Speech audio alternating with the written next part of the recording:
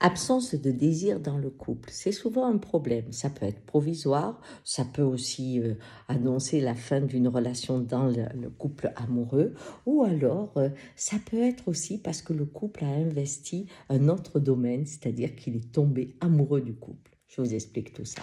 Alors, un des facteurs qui fait qu'on a moins de désir, c'est quand le monde de l'autre n'existe pas. Tout ce que je propose, tout ce que je dis, ça vaut rien. Il n'y a que quand je suis au lit que là, mon corps, oui, vaut quelque chose. Donc, je me sens imposée, je disparais dans l'être que je suis, et il n'y a que mon corps qui a le droit d'exister. Donc, c'est l'endroit où je peux dire non, c'est le plus facile. Vous voyez, ça, c'est une première chose. La seconde chose, c'est les événements de la vie. Un décès, une grave maladie d'un enfant, la perte d'un parent qui nous était très cher. Cette peine, à ce moment-là, ne peut pas être partagée. On retrouve à nouveau cette difficulté à être dans le verbe ensemble, de pouvoir raisonner et vibrer dans quelque chose qui nous touche profondément.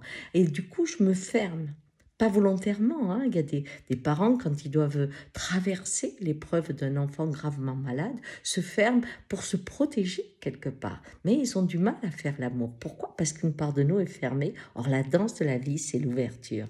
D'accord? Alors là aussi, le désir peut s'arrêter. Ça peut être aussi le travail.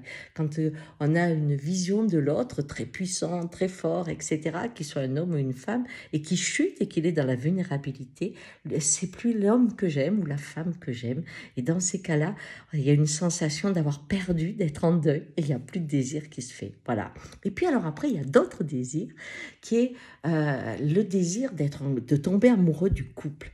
J'aime le personnage que l'on est. Et pour ça, ce sont des couples qui, quand ils sont avec des témoins, hein, que ce soit avec des amis, que ce soit professionnellement, quand ils sont des partenaires professionnels, dès qu'il y a du monde, ils sont le couple parfait, ils savent s'embrasser, ils rient, ils font des joutes. Vous dites, oh là là, ceux-là, qu'est-ce qu'ils s'entendent bien. Et à la maison, il n'y a rien. Pourquoi?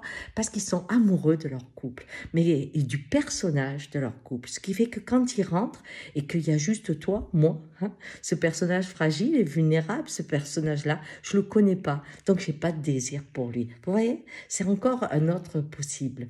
Et puis, il y a des fois, tout simplement, on devient amis. On n'a plus envie du corps. La relation s'est transformée et il est temps de passer à autre chose tout en gardant précieusement cette relation amoureuse. Allez, bonne journée.